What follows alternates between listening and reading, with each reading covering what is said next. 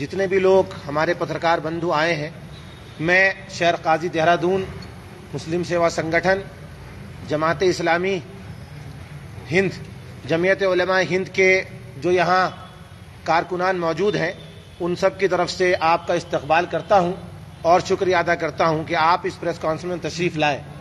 आज के इस प्रेस कॉन्फ्रेंस का मौजू है हल्द्वानी जल रहा है। जैसा कि हमने अभी कुछ दिनों से हम देख रहे हैं कि हल्द्वानी के बनबूलपुरा में एक मजहबी मकाम जिसको अतिक्रमण बताया जा रहा है, उसको ढहाने के बाद जो वहाँ पर एहतजाज हुआ, जिसमें बहुत से लोगों की जानें गईं और उसके बाद वहाँ कर्फ्यू लगाना पड़ा, इसको लेकर यह प्रेस कॉन्फ्रेंस है। हुकूमत की तरफ से ये जो एक तरफा कार्रवाई एक मखसूस कौम पे हो रही है, हम इसकी पुरजोर लफ्जों में मजम्मत करते हैं और हुकूमत से आज ये भी आपके जरिए से डिमांड रखते हैं कि आने वाले दिनों में अगर इसी तरह से हुकूमत की कार्रवाई का डंडा एक तरफा चलता रहा तो कॉन्स्टिट्यूशनल मीन्स में, डेमोक्रेटिक मीन्स में हमको हुकूमत से बात करने पे मजबूर होना पड़ेगा और हम हुकूमत की इस सारी एक तरफा कार्रवाई का कोर्ट के जरिए से और हिंदुस्तान के आईन ने जो हमको ताकत दी है उससे हुकूमत का सामना करने के लिए तैयार है। बाकी आप हजरात अपने सवाल ले सकते हैं। ये लोग यहाँ तशरीफ फरमा है, ये लोग वहीं से आए हैं। अच्छा, 2-2 मिनट सब अपना ब्रीफ कर देंगे ये लोग। ये हमारे दरमियान वो लोग मौजूद हैं, ये शफी मदनी साहब, मौलाना जाकिर साहब, जमीयत उलमा हिंद सेक्रेटरी उत्तर प्रदेश से हैं, और मलिक मोहतसिम साहब, ये वाइस प्रेसिडेंट है जमात इस्लामी हिंद के। ये हजरात भी अपनी बात रखेंगे।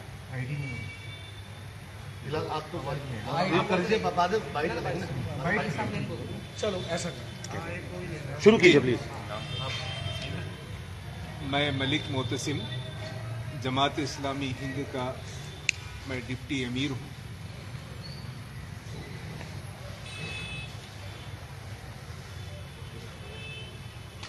बात यह है कि हल्द्वानी में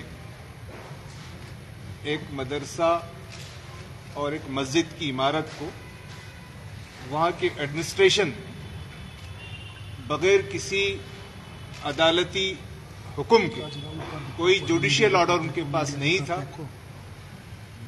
और उस मस्जिद को और मदरसे को शहीद कर दिया है।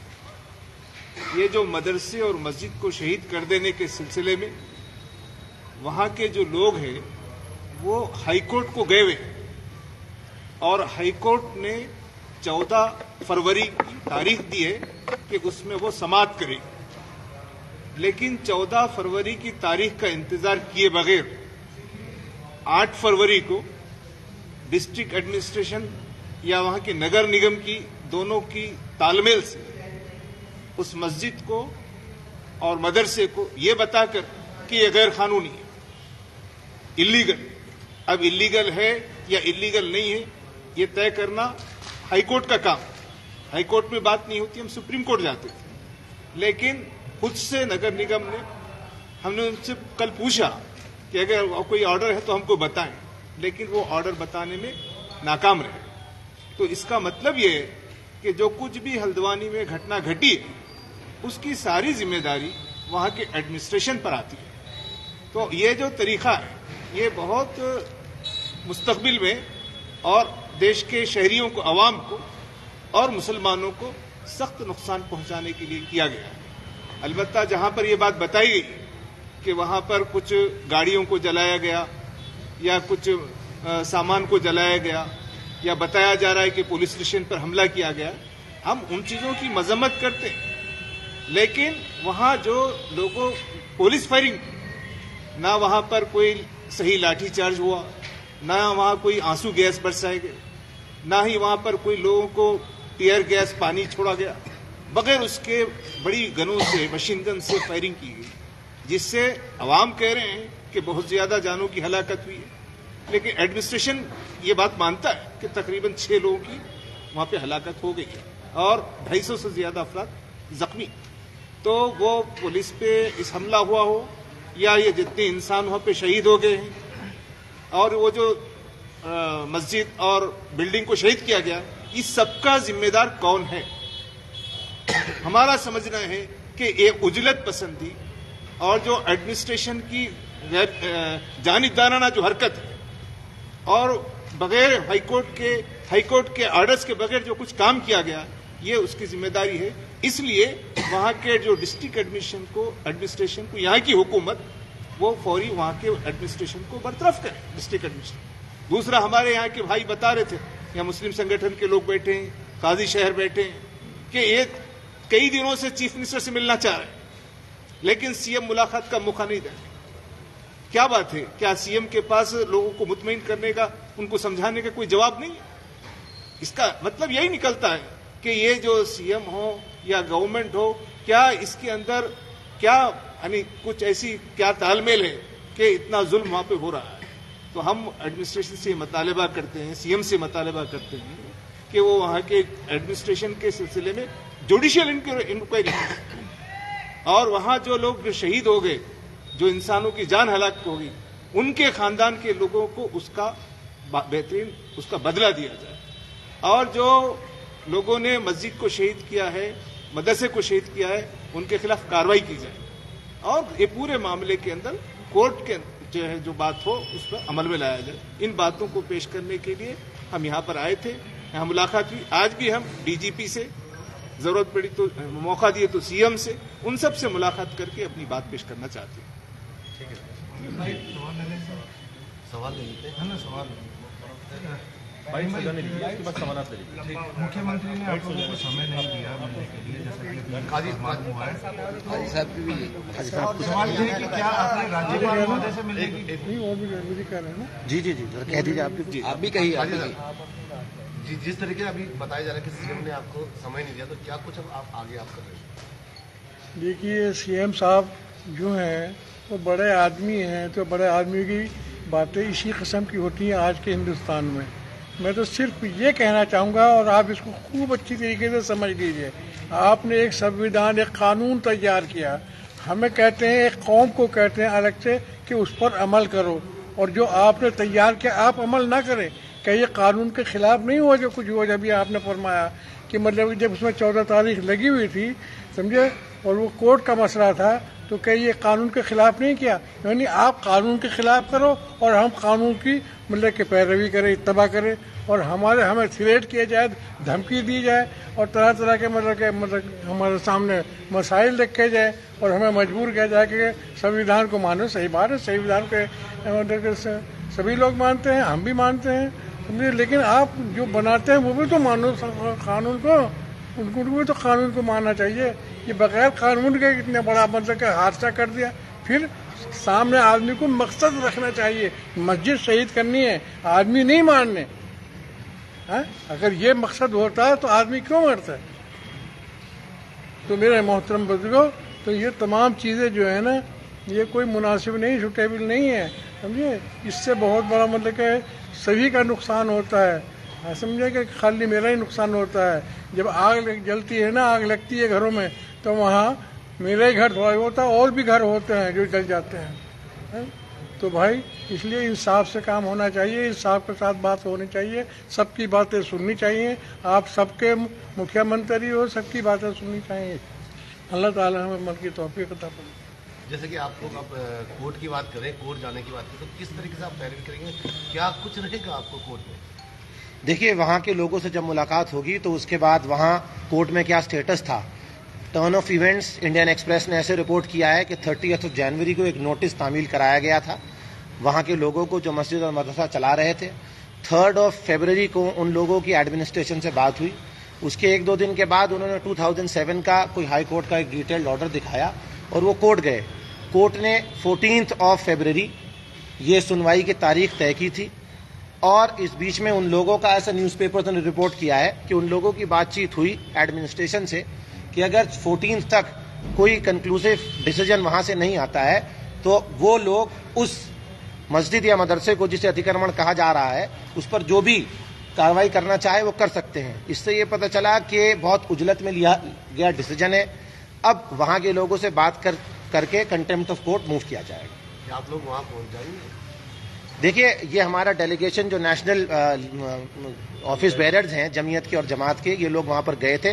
वहाँ के एसडीएम और दूसरे जो कम्पिटेंट ऑफिसर्स हैं उनसे इनकी मुलाकात हुई है, और जब वहाँ पे कर्फ्यू खुलेगा और हालात नॉर्मलसी पे होंगे और जनजीवन जो अभी अस्त है वो सामान्य होगा, तो हम वहाँ जाकर लोगों से जरूर मुलाकात करेंगे और सरकार से बार बार ये अपील करते हैं कि वहाँ शांति व्यवस्था कायम कराने के लिए जो भी स्टेप्स उन्हें लेने पड़े वो लें, और वहाँ के लोगों से भी हम अपील करते हैं कि शांति व्यवस्था बनाए रखें। इस समय लॉ एंड ऑर्डर प्रायोरिटी है।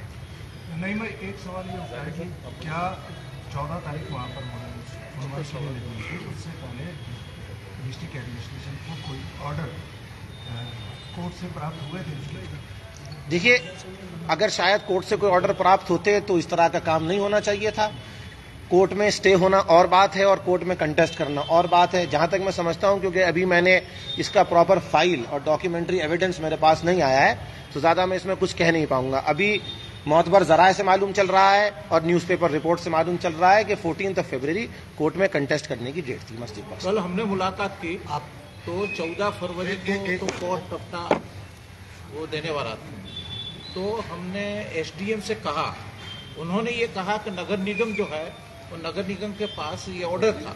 हमने कहा कि आप ऑर्डर की कॉपी दीजिए या ऑर्डर हमको दिखाइए, तो वो न तो ऑर्डर दिखाने की कंडीशन में थे न ऑर्डर की कॉपी देने की कंडीशन में थे।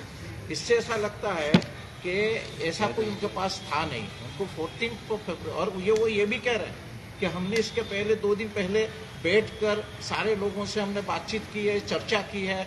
तो ये सारी चर्चाएं होने के बाद आपको इतनी जल्दी करने की क्या जरूरत थी? आप 14 फरवरी तक राह देखते, और इसके बाद ये हुआ है, इतना बड़ा हादसा हुआ है। आप कह रहे हैं अचानक स्पॉन्टियस इतने सारे लोग, जबकि आपने तो ये इत्तला ही नहीं दी थी कि हम डेमोलिश करेंगे, कैसे स्पॉन्टियस इतने सारे लोग इकट्ठा हो गए?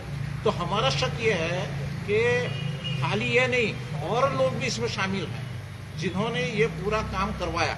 और लोगों से मतलब जो स्थानीय लोगों से बाहर के, राज्य से बाहर के, राज्य बाहर के नहीं, अनसोशल जो लोग होते हैं ऐसे शामिल है सर, जिन्होंने ये काम करवाया है। तो इसलिए इसकी यानी जुडिशियल जो प्रोब वो है, वो इंक्वायरी होनी चाहिए और सत्य जो है वो बाहर आना चाहिए। देखिए, इसमें एक इम्पोर्टेंट बात ये है जो रह गई है कि इसको एक कम्युनल एंगल दिया गया है वहाँ पर ना, दैट्स रॉन्ग।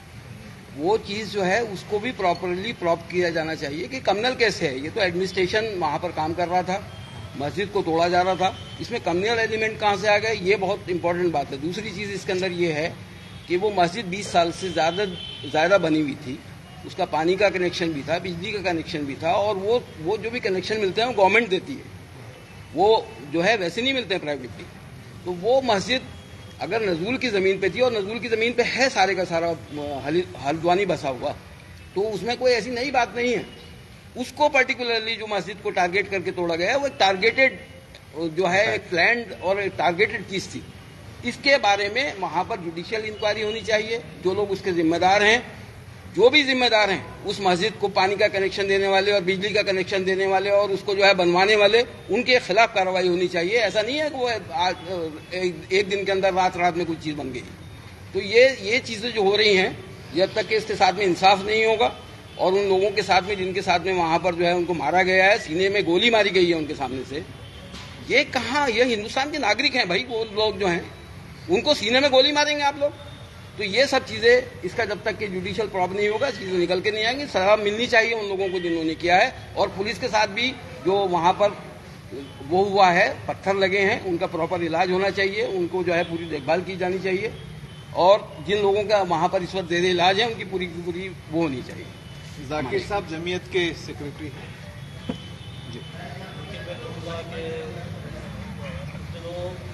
संविधान की शपथ लेकर काम कर रहे हैं, वो संविधान के विपरीत काम कर रहे हैं। संविधान को तोड़ा गया, देश के आईन से खिलवाड़ किया जा रहा है, अदालतों को बेअसर कर दिया गया। सिर्फ एक हल्द्वानी नहीं बल्कि देश के इधर आ जाए, बीच में आ जाइए, आप इधर आ जाइए, ये तो आगे इधर आ जाइए, आगे फोटो वगैरह ले लेना भाई। अपना पूरा नाम भी बता देना। मेरा नाम कारी जाकिर हुसैन है। जरा नाम बता दीजिए पूरा। कारी जाकिर हुसैन, सेक्रेटरी जमीयत उलमा उत्तर प्रदेश। हल्द्वानी का जो ये हादसा सामने आया है, इसके अलावा देश के कोने कोने में आए दिन जो इंसिडेंट हैं, ये बिल्कुल वाज़ेह करते हैं कि वो लोग जो कानून का पाठ पढ़ रहे हैं, जिनकी जिम्मेदारी है देश के संविधान की रक्षा करना, अदालतों के मान सम्मान को बढ़ाना, वो खुद संविधान को तोड़ने का काम कर रहे हैं। अदालतों को बेअसर किया जा रहा है।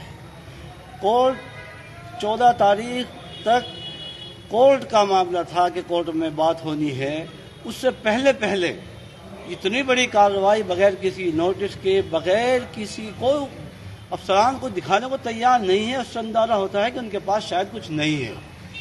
और भी देश के विभिन्न इस तरह के मामले हैं जिनसे ये बात साफ हो रही है कि किसी प्लानिंग और सोच के तहत ना संविधान का पास रखा जा रहा है, ना अदालतों का। तो ये हम आपसे भी चाहेंगे, आपका भी इसमें सहयोग चाहेंगे मीडिया का, कि देश को कहाँ ले जाया जा रहा है।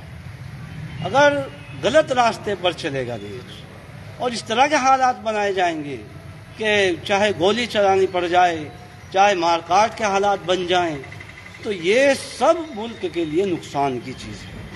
हमें हर हाल में देश के अंदर अमन और शांति को बाकी रखना ये ज़रूरी है और इसमें मीडिया का सहयोग ज़रूरी है कि देश के अंदर अमन और शांति कायम हो। सबसे पहला सवाल आज ये है कि हल्द्वानी जल रहा है तो सरकार क्या कर रही है, क्यों अमन शांति क्यों नहीं हो रही है, बेगुनाहों की गिरफ्तारियां ना हो, जो लोग मारे गए उनको मुआवजा दिया जाए और उच्च स्तरीय जांच हो कि इसके पीछे क्या प्लान है, ऐसा क्यों हुआ, किस तरीके से हुआ, कैसे हो गया।